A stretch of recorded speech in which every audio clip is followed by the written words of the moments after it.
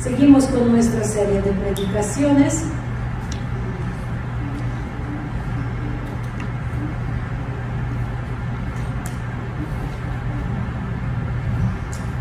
La vida en espíritu, hoy nos toca la tercera parte, la cual les prometí que se iba a llamar, como la llama apóstol Pablo, enemigos de la cruz. Enemigos de la cruz. Ya hemos visto dos primeras partes de la serie.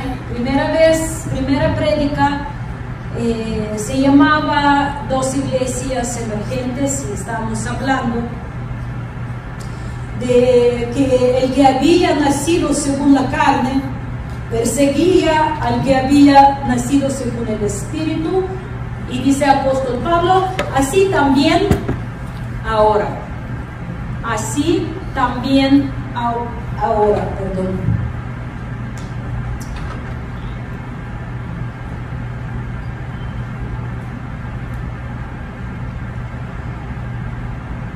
Estábamos hablando que hay dos manifestaciones de las iglesias, que son muy marcadas esas manifestaciones y diferencias en estos últimos días. Y una es la iglesia carnal, humanista, la cual está enfocada en hacerte sentir bien. Como decía una hermana, yo quiero venir a la iglesia y relajarme. Se relajan en spa. En la iglesia venimos para ser transformados. Amén. En la iglesia venimos a ser reprendidos. En la iglesia venimos a ser consolados, direccionados, porque nos pierde dirección. Direccionar se descompone rápido y muy seguido, ¿cierto? Venimos a ser sanados por el Espíritu de Dios. Venimos a ser salvados, eso es lo principal. Hoy pregunté a una persona, ¿cómo está? Me dice, bendecida. Y usted también, ¿no? Y ya no me dio chance de contestar. Ya no me dejó de otra. No era de congregación, pero ya no me dejó de otra. Y usted también, ¿no? Y yo digo, Bueno, sí soy bendecida, pero a veces hablamos esos clichés. ¿Sí me explico? Clichés que de forma completamente no sabía. Yo recuerdo, no sé si Stephanie y Michelle van a recordar que vino, que aquí la creo que hermana Rosalía estaba dando testimonio hace años, y habló que mi esposo falleció, y una hermana en la congregación, ¡Gloria a Dios! ¡Aleluya! ¿Recuerda, hermana Rosalía? Ay, no, yo a veces digo, nuestra religiosidad puede ser tan estúpida, discúlpenme la palabra, pero es una palabra bíblica, que es increíble. Entonces, hay una iglesia que está enfocada, o una manifestación de las iglesias que está enfocada en yo, para que me hagan sentir bien, para que me apapachen, para que me sienta la estrella del mundo.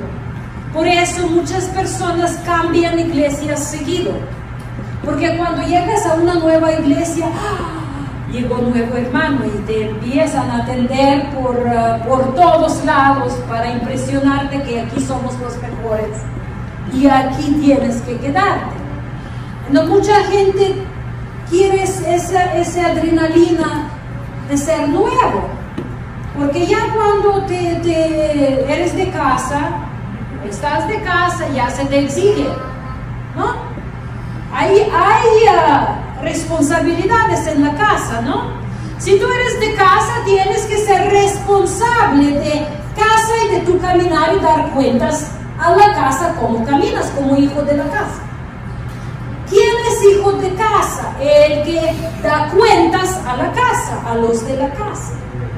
Nosotros somos responsables. Cuando nos preguntan ¿cómo andas? Mi mamá siempre, yo reía y me molestaba antes la pregunta de mi mamá, que cuando veía a sus nietos y saludaba y luego, ¿cómo estás? Bien.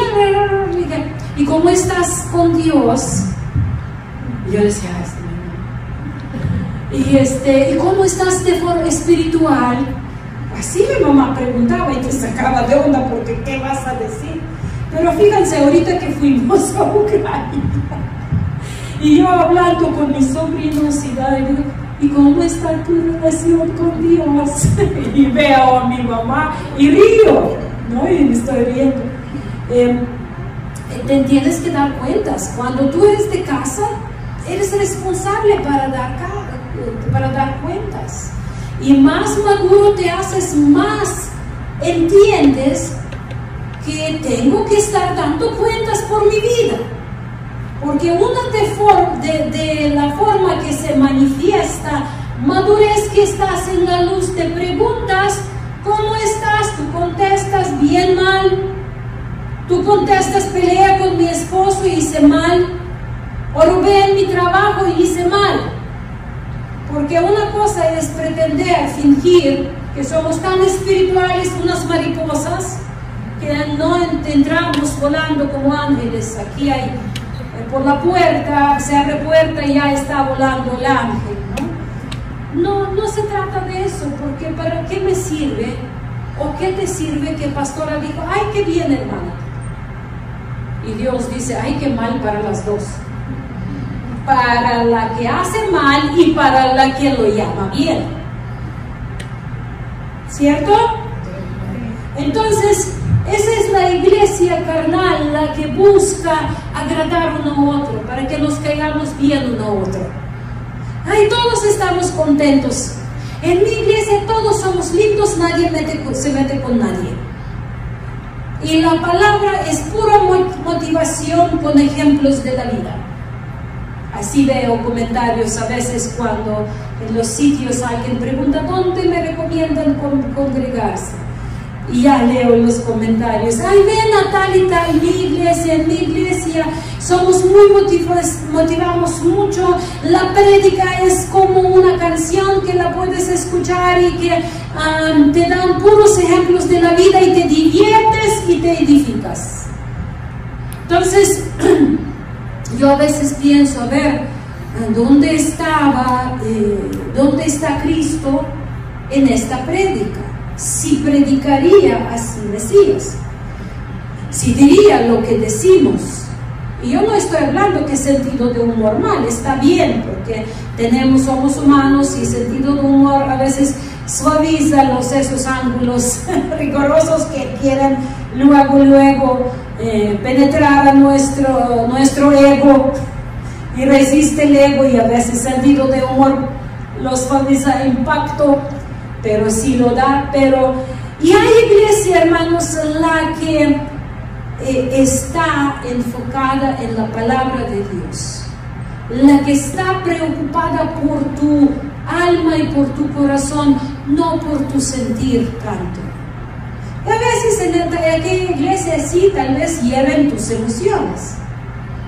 A veces no dan cuenta que tú tal vez quieres que te apapachen, tal vez. Pero al final de cuentas, ningún líder es un octopus, ¿no? ¿Cómo se llama? No es pulpo para siempre abrazar a todos a la vez. Para eso estás aquí tú, para que todos nos quedamos abrazados. ¿Sí me explico? Porque nosotros tenemos mentalidad, especialmente aquí en México estoy dando cuenta que estamos tan enfocados en el pastor, en el sentido que el pastor tiene que abrazar a todos, tiene que predicar a todos, el pastor tiene que alcanzar a todos. Pero hoy en la oración estábamos hablando algo muy importante. Pastor no produce ovejas. ¿Quién produce ovejas? ¿De quién nacen ovejas? ¿Del pastor? De ovejas. Entonces no podemos depositar toda nuestra responsabilidad al pastor. Tú tienes que preocuparte si el pastor predica la verdad, y la verdad, si es la verdad que te hace libre para vivir la voluntad de Dios. Entonces, a veces, obviamente, por falta de, como en la iglesia humanista, servimos porque nos sentimos bien, nos hacen sentir bien.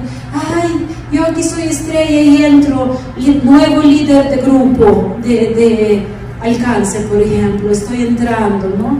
Y ya me siento importante, ya me siento con autoridad, ya me siento líder y me siento porque me gusta.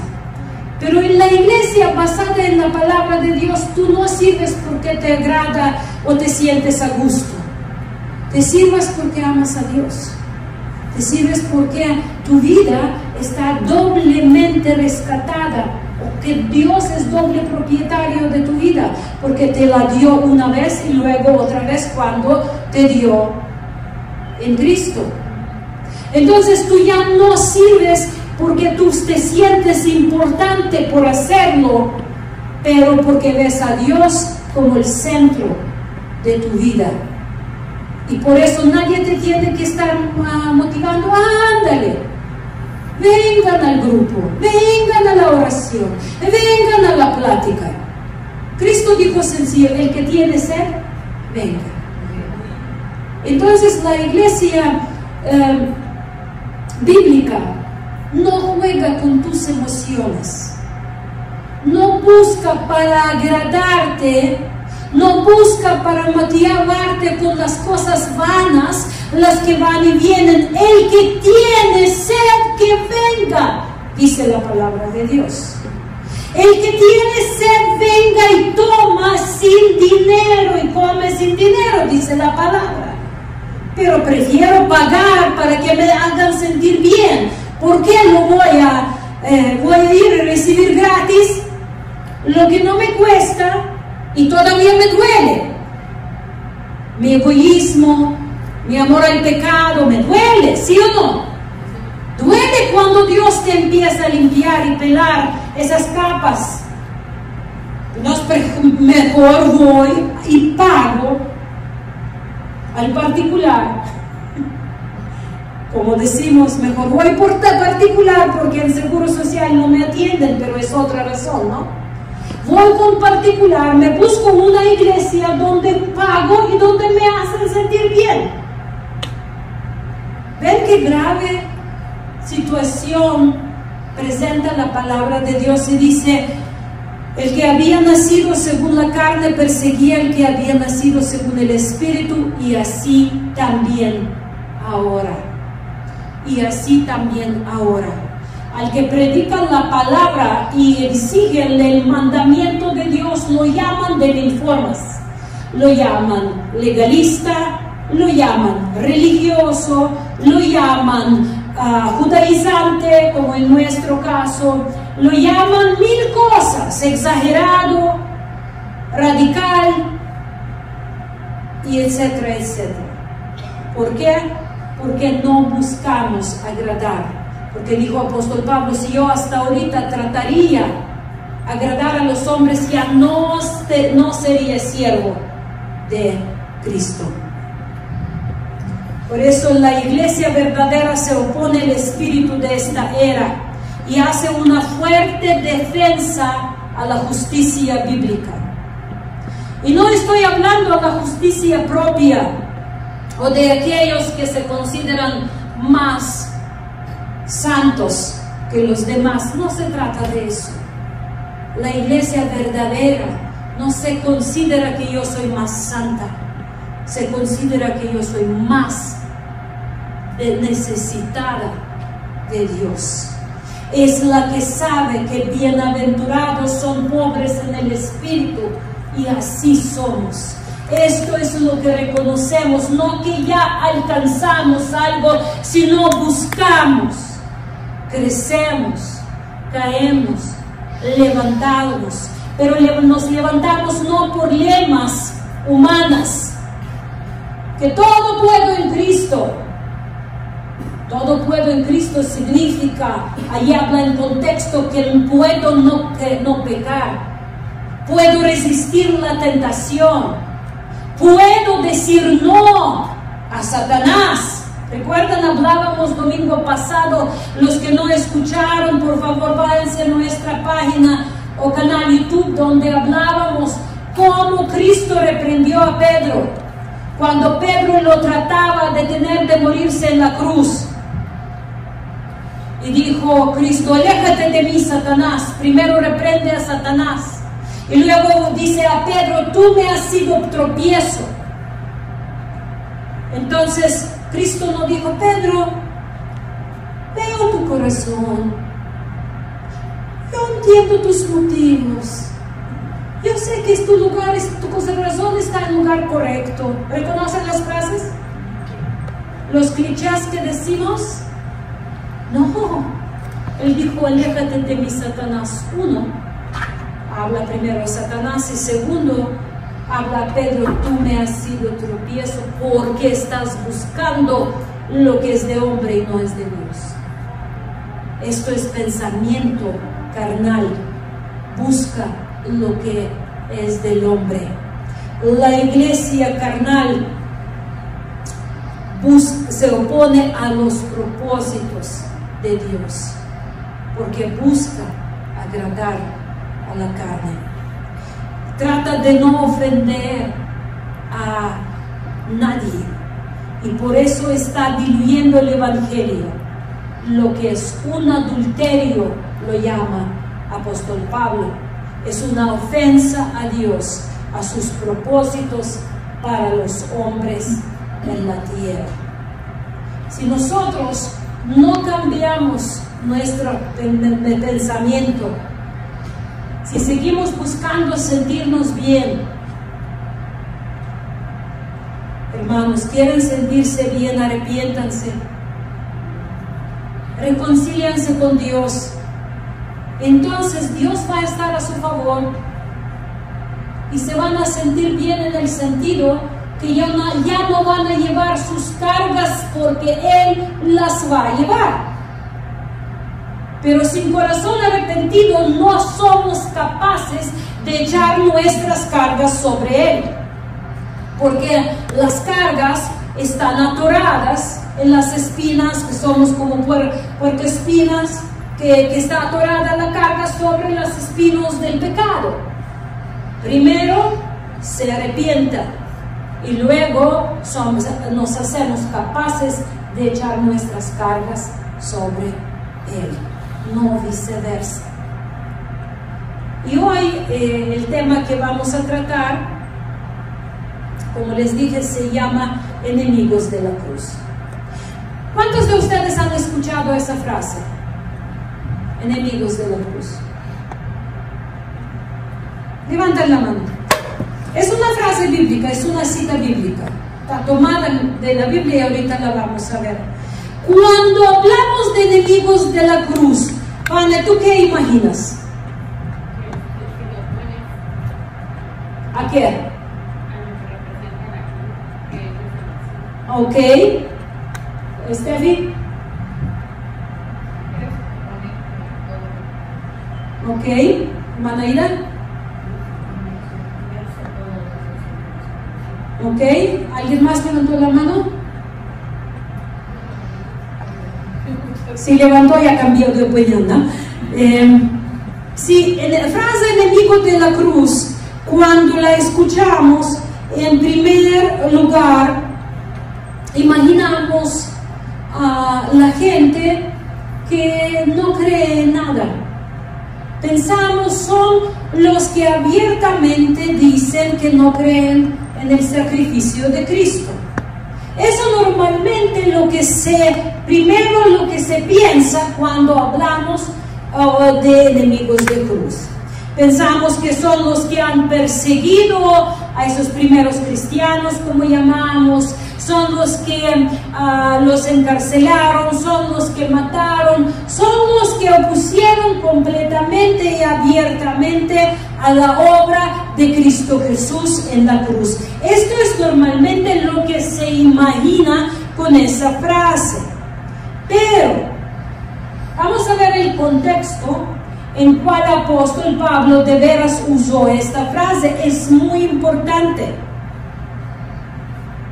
porque vamos a dar cuenta que él no llamó a los incrédulos o a los oponentes del cristianismo como enemigos de la cruz.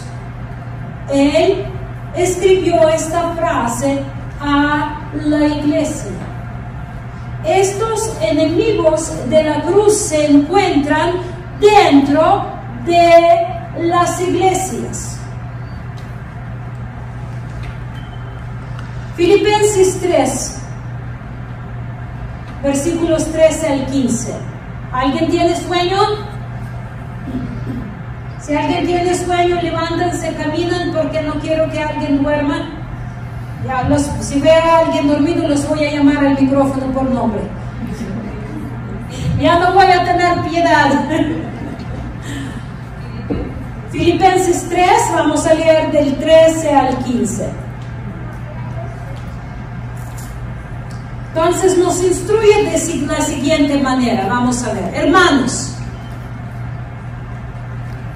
¿cómo llama? Hermanos. ¿A quién está escribiendo? ¿A la iglesia dónde? En Filipo. Entonces, apóstol Pablo está escribiendo su carta a los creyentes dentro de la iglesia en la ciudad que se llamaba Filipo. Por cierto, ¿saben quién era Filipo? Era el papá de Alejandro Magno.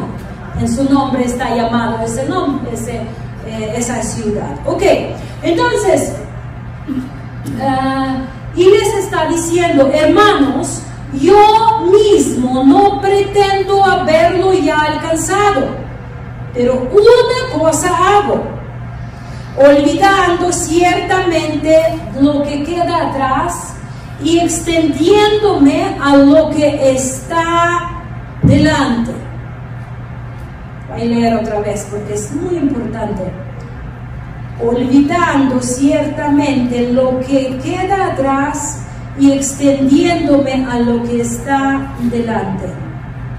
Y luego sigue, prosigo a la meta, al premio del supremo llamamiento de Dios en el Mesías Yeshua, en Cristo Jesús. El versículo 15 dice que esa actitud es la marca de un creyente maduro. Así que todos los que somos perfectos, esto mismo sintamos. Y si otra cosa sentís, esto también os lo revelará Dios. ¿Ok? ¿Estamos bien hasta aquí? Entonces,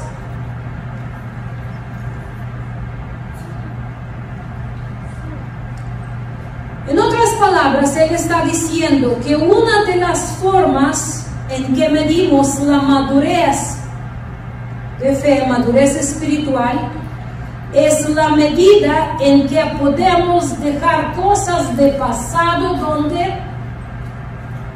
¿Dónde? En pasado. Mira lo que dijo. Olvidando ciertamente lo que queda atrás. Cosas de pasado, ¿dónde deben de quedarse? En el pasado. La madurez se mide por la forma en que somos capaces de superar nuestros propios errores, fracasos y perdonar a los errores y fracasos de los demás. Entonces, la madurez se mide, lo voy a repetir, por la forma en que somos capaces de superar nuestros errores y fracasos pasados que ya no podemos cambiar ¿Quién hizo barbaridades en el pasado que ya no puede cambiar nada? ¿Ah? ¿Pasas? Ah. Entonces, ¿qué hacemos con estas cosas del pasado? Las que hicimos y no podemos cambiar. Llegamos a los pies de Mesías. Reconocemos nuestros pecados y recibimos por fe el perdón y vivimos en libertad, recordando solo la misericordia de Dios que Él ha manifestado. Hay algunas cosas graves que hicimos. Yo en mi vida hice cosas graves. Tal vez un día les voy a contar testimonio cuando no van a haber hijos, niños aquí. Pero estas cosas que hicimos, y cuando tú piensas y te llega una impotencia y desesperación por reconocer, lo hice, ¿qué hago? ¿Cuántos de ustedes han preguntado, ya lo hice, qué hago? ¿Qué hago? Para eso dice la palabra de Dios que Él tiene riquezas de su gracia. Él nos ofrece la gracia, la cual traspasa nuestro entendimiento de tal forma que lo que hicimos ni siquiera pudiéramos perdonar a nosotros mismos. Y solo entramos en libertad porque su perdón supera nuestro perdón hacia nosotros. Y estas barbaridades que hemos hecho, ¿cómo viviríamos si no tendríamos libertador de nuestra alma, mis hermanos? ¿Cómo cargaríamos estas almas, estas cargas? Entonces, ¿qué hace una persona madura? Olvida lo que está en el pasado. Olvidar no significa fingir que no pasó. Olvidar significa reconocer. 1. Confesar en la presencia de Dios. 2. Pedir perdón y restauración. 3. Y luego, sin eso no va a ser completo, seguir, como dice el apóstol Pablo, supremo llamamiento de Dios en Cristo Jesús. Que cambias la vista, la quitas de las cosas del pasado y la pones en la, como dice, supremo llamamiento de Dios en Cristo Jesús. Bendito sea su nombre. Bendito sea su nombre. Bendito sea el nombre de nuestro Salvador. Amén. Nuestro Padre sea bendito, el Espíritu de Santidad que sea bendito en nuestra vida. Esto es la obra de redención. Amén. Redimirnos de nuestro pasado, mis hermanos, para que podamos tener futuro, supremo llamamiento de Cristo Jesús. Cada uno de los que estamos aquí, desde los más chiquitos hasta los más grandes, tienen este supremo llamamiento de Dios en Cristo Jesús. Todos, todos. La pregunta es, si lo quieres, si lo quieres, si quieres la vida, o si no, tu pasado se va a estar convirtiendo en tu presente y en tu futuro.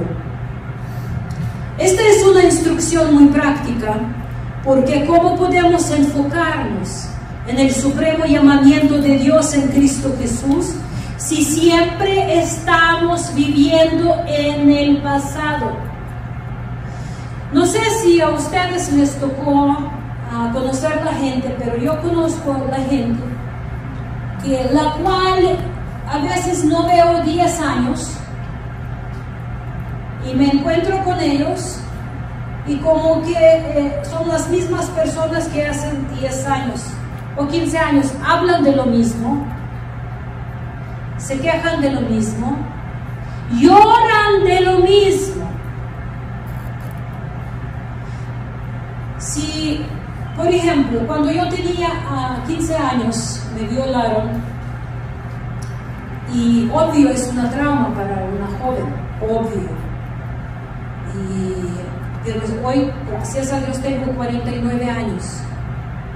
Y si yo voy a seguir llorando lo que me hicieron hace 34 años, llorando en el sentido que sufriendo por lo que me hicieron, significa que yo jamás he conocido la libertad y el poder sanador de Mesías.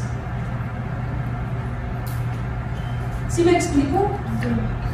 Si yo voy a seguir viviendo como la víctima de lo que pasó hace 35 años, de tantos años, ya viví más de 200% años más de lo que pasó. Entonces pienso, ¿y por qué entonces yo voy a ser esclava de un hombre impío, un hombre posesionado con los X cosas, y el que por cierto ya murió hace años? ¿Y yo por qué voy a seguir siendo su esclava si yo puedo ser una persona libre? Y lo que yo viví hoy puede servirme como una herramienta práctica para, número 1, niñas, no crean a ningún hombre, no importa que les canta. Si ese hombre no camina con Dios muchos años, si no lo ven orar, servir, si no lo ven como hijo de la casa de Dios, si no está honrando a Dios y habla feo a sus padres, el que habla feo a su mamá va a hablar doble de feo a su esposa. El que habla feo a su papá va a deshonrar a Dios mucho más que deshonra a su papá. Entonces, toda generación de chiquillos, de los que crecen, creen que son más listos que sus padres. Así era yo de tonta. Yo me paraba enfrente de mi papá y decía, ¿qué mi papá me va a decir? Yo hablo 5 idiomas. ¿Qué? ¿5 idiomas me dan sabiduría? ¿O me dan la experiencia y el corazón de discernimiento de mi papá? Para nada. Pero uno puede ser tan tonto y cegado de cerebro que piensa que es más listo que sus papás. Y lo voy a decir sin importar que tus papás conocen a Dios o no conocen. Si tu papá o mamá ya son completamente impíos, ya saben. Pero cualquier papá y cualquier mamá es más sabio que tú, no importa si tú tienes 10 diplomas, 15 idiomas, si estás estudiando en la mejor universidad, o si estás en mejor posición, si tú eres director de Apple, si tú eres pastor de la iglesia, no importa. Si tú no sabes respetar a tu padre y a tu madre, si jovencitas, si una persona, yo veo a veces y muchas veces que los celulares nos convierten como escape de la realidad para cortar y crear. Y créanme, los pastores y yo nos conocimos en internet, ya saben ustedes, en una página de ministerio, y pensábamos, como pudimos, chateamos un año antes que nos fuimos, pensábamos que nos conocemos muy bien. Nuestros pastores nos dieron nuestros testimonios, nos hablaron, todo eso, pero La vida no es un chat hermoso. La vida es una realidad donde tú tienes que conocerte de verdad. Y mis niños o niños, si ustedes ven, alguien les gusta, pero ven que no honra a su padre, a su madre, huyen por su vida, huyen, huye, sí, huye por su vida, no importa qué canta y cómo canta, y no importa que si toca guitarra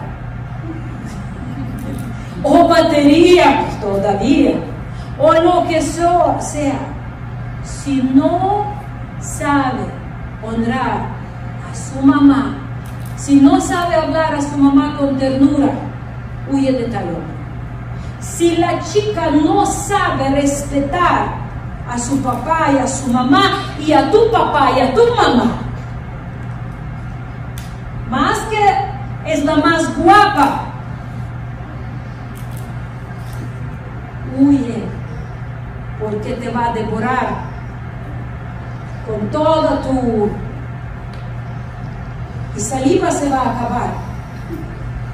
Perdón como lo digo, es la verdad, pero la vida tienes que vivir. Y tenemos que, mis hermanos, ser muy transparentes. Yo cuando observo a veces, no ni observo, veo, porque son cosas que ves. Y de repente veo como la niña habla igualito a su mamá, o el niño habla igualito a su papá. La forma como se justifican, la forma como explican, y tú lo miras y dices, ay, eso ya escuché de lo mismo, pero de la presentación más antigua. Entonces, ustedes no dan cuenta qué impacto se hace cuando tú actúas de forma carnal, cuando tú escoges cosas de la carne en lugar del espíritu. Todo eso se pega a tus hijos sin que tú das cuenta. Y tú luego dices, ¿y eso de dónde te salió? Pues de ti. Obvio que de ti. Y lo positivo y lo negativo, todo se pega, mis hermanos.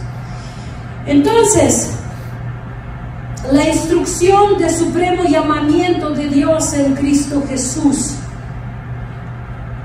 No podemos mirar al futuro si estamos enfocados en pasado. No podemos llegar al supremo llamamiento de Cristo si estamos enfocados en lo que está pasado, si no lo resolvimos en la presencia de Dios. Como dijo un hermano, no hay futuro en el pasado. Es por decir, no hay esperanza. En pasado no hay esperanza. Y si tú jalas el pasado contigo, tus patrones de vida, tus prioridades, tu forma de ver, de tratar las cosas, de enfoques, de tus errores, de tus... lo que sea que hiciste, tú estás dejando tu futuro destruido por tu pasado. Una especie de declaración obvia, pero la simplicidad de esa verdad es algo que puede ayudarnos a superar y a aceptar perdón de Dios y poder restaurador del Espíritu de Dios. Después de que Pablo dio esta sabia instrucción sobre cómo vivir y cómo seguir su ejemplo, de repente cambia su tono de lo que él dice y empieza a hablar muy fuerte. Y él habla contra un estilo de vida que había observado entre otros creyentes, en dado caso, iglesia en Filipo. Recuerda que Pablo amaba la iglesia muchísimo. Él, como nadie de nosotros tal vez, era siervo de Dios para su pueblo. Él amaba tanto que decía: yo prefiero ser cortado de Cristo para que se salven mis paisanos o los demás. Entonces Pablo amaba la iglesia y su corazón era quebrantado. Y cuando una persona habla con corazón quebrantado, a veces habla enojado, porque el enojo se muestra la profundidad de dolor. No siempre, estoy hablando en el contexto de Pablo. Y mira versículo 18 y 19 de Filipenses, seguimos. Filipenses 3, 18, 19. Mira cómo él describe aquí, dice: porque por allí andan muchos, de los cuales os dije muchas veces, y aún ahora lo digo llorando, que son enemigos de la cruz de Cristo.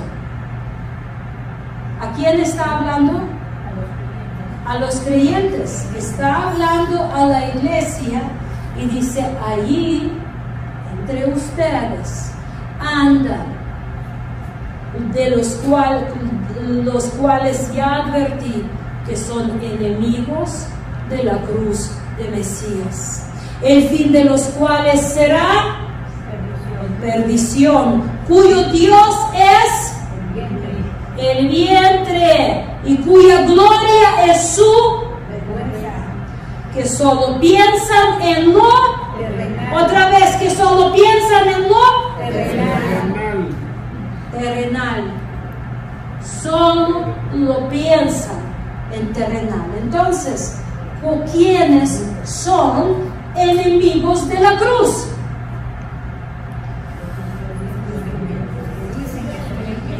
Los creyentes que solo piensan terrenal. Y aquí lo explica muy bien. Cuyo Dios es el vientre. Ay, para comer bien. Sí, Dios. Para echar las cosas en el estómago, y no cualquier cosas. Vivir, tener mucho para comer mucho, y para comer lo que quieres, para tomar y para comer.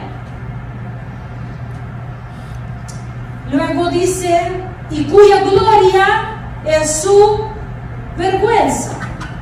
¿Qué significa eso? La posición en el mundo. Es la gente que busca posicionarse en el mundo, sea mundo político, sea mundo de negocios, sea mundo de su familia, ser mejores entre muchos hermanos para tener mejor posición. Eso puede aplicarse a cualquier nivel de la vida. Gloria, glorificarse, levantar su cuello. Ahí voy yo, párense los demás.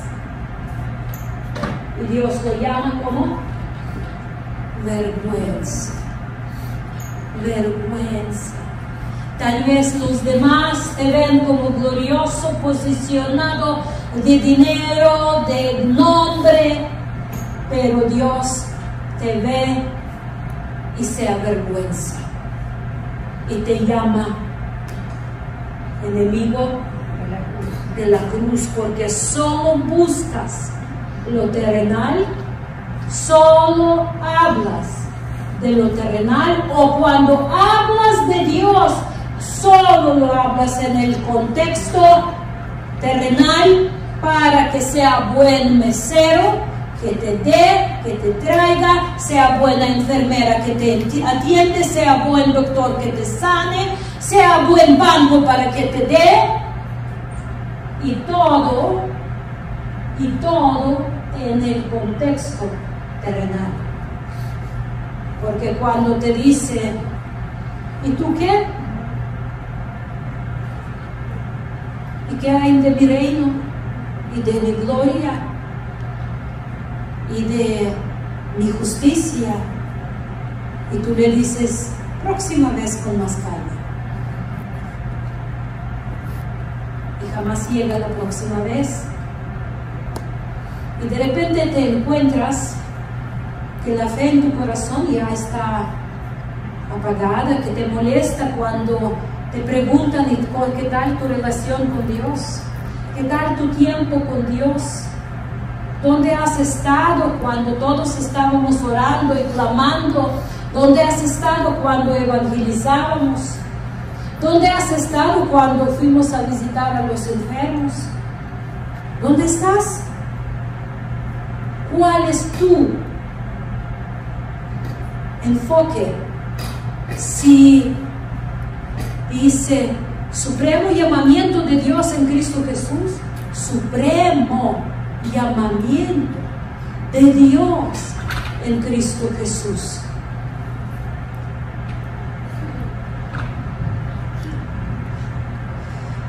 En otras palabras, apóstol Pablo dice, tu conducta realmente demuestra que aunque tú dices que crees en Cristo, pero vives como su enemigo.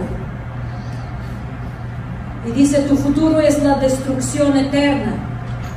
Porque tú vives para comer, para satisfacer tus apetitos de todo nivel, hablando de apetitos de comida, de bebida, de vestido, de sexo, de vanagloria, de todo lo que puede venir, quieres satisfacción.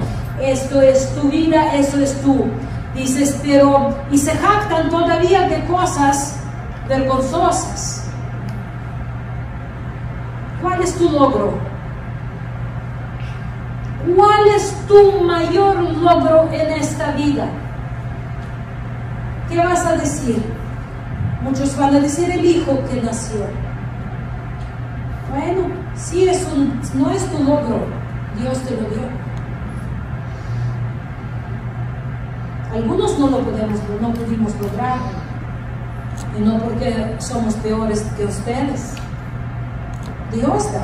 Entonces, ¿cuál es tu logro?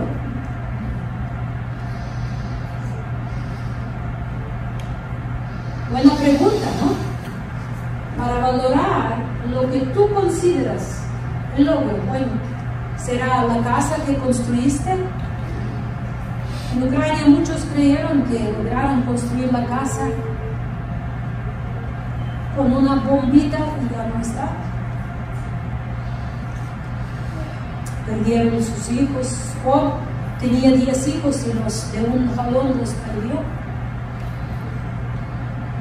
¿Cuál es tu logro, mi hermano? Cuando dice la palabra de Dios, no atesoren las cosas en esta tierra donde la polilla y ¿cómo se llama ese que lo van a carcomear o comer o lo que sea? Porque tú vas a decir, la cuenta bancaria que estoy juntando para heredar a mis hijos, o la propiedad, no sabes qué tal si mañana va a colapsar todo el sistema económico y se acabó. ¿A dónde fue tu tiempo? ¿Qué vas a presentar ante Dios cuando te va a llamar en su presencia? ¿Qué va a presentar? ¿Qué tú vas a presentar ante Dios? Piénsalo bien, analízalo bien. Yo no sé, yo no soy medidor, gracias a Dios. Yo no mido corazones y no pretendo, yo tengo suficiente lidiar con mi corazón y con mi vida. No pretendo lidiar con tu vida, ni me interesa, ni me corresponde. Ahí está Espíritu de Dios y la palabra de Dios, y si tú tienes sed de Dios, ven. Si no tienes, ve para otro lado. Es tu responsabilidad lo que tú estás buscando. ¿Estamos de acuerdo? Entonces, hermanos, su Dios es su apellido, dice apóstol Pablo. Se jactan de cosas vergonzosas y solo piensan en esta vida. Aquí en la tierra, estos son enemigos de la cruz. ¿Por qué Pablo usa palabras tan fuertes? Porque aquí simplemente está siguiendo un tema consistente de todo Nuevo Testamento, donde está describiendo a los creyentes, o si quieren cristianos carnales, y comparándolos con creyentes maduros, después de definir cómo debe vivir un creyente maduro. ¿Cómo debe vivir un creyente maduro? Está diciendo en efecto lo que hablamos antes, que los cristianos carnales no pueden agradar a Dios porque su mente está siempre enfocada en las cosas terrenales. No son gente que hace maldad, no son gente que está matando o robando, no son la gente que está buscando las cosas, no son la gente que está tal vez haciendo trampas. No necesariamente esto. Son la gente que nada más vive como que si no fuera el reino de Dios, usando a Dios para sus fines terrenales, buscando solamente estar bien en esta tierra sin preocuparse por las cosas de la eternidad. Primera de Corintios 15, 19 dice: si solamente para esta vida esperamos en Cristo, somos los más dignos de lástima de todos los hombres. Si solamente para esta vida esperamos en Cristo, somos los más dignos de lástima de todos los hombres. Pablo llama a esto carnalidad o pensamiento natural.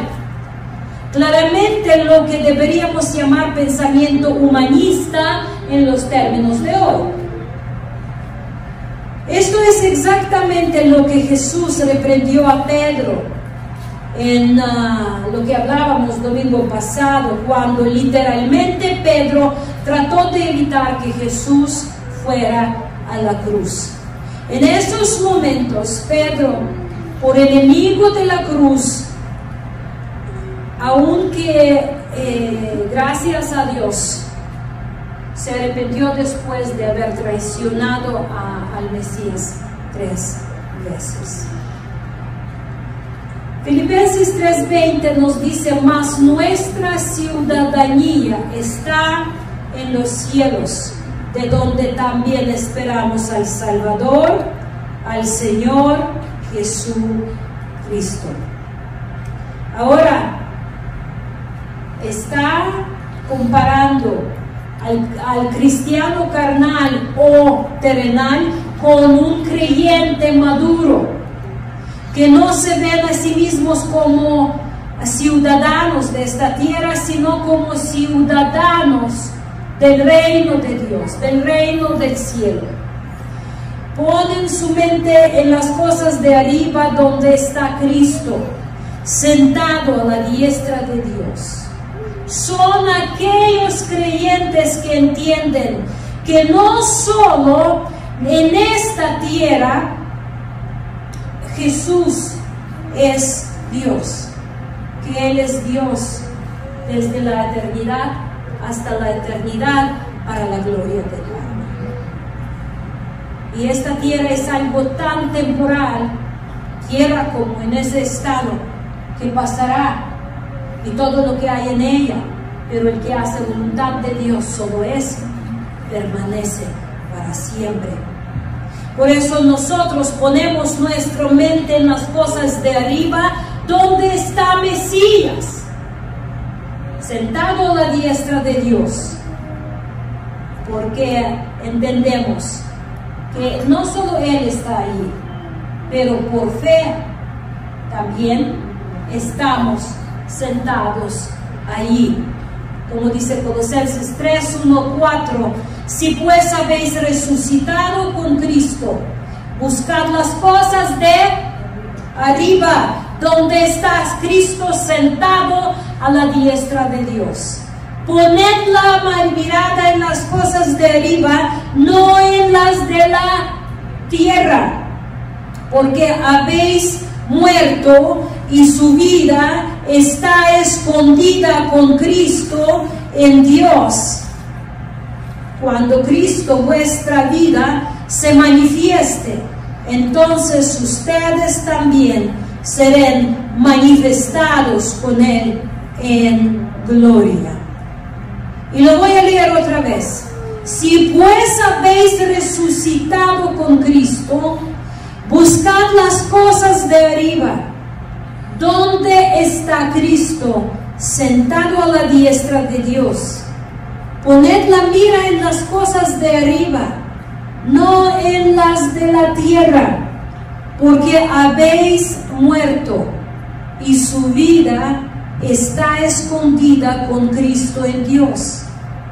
Cuando Cristo, su vida, se manifieste, entonces ustedes, los que pusieron su mirada en las cosas de arriba, ¿no?, en contexto, serán manifestados con Él en gloria. Suena muy radical, ¿no? ¿Sí o no? Bastante. Bastante. Pero la verdad es así. Nadie puede servir a los dos. O sirves a la tierra o al cielo. Que Dios los bendiga.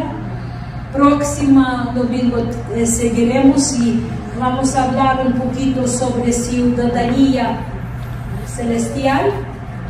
Vamos a estudiar qué eso significa para nosotros en el día de hoy.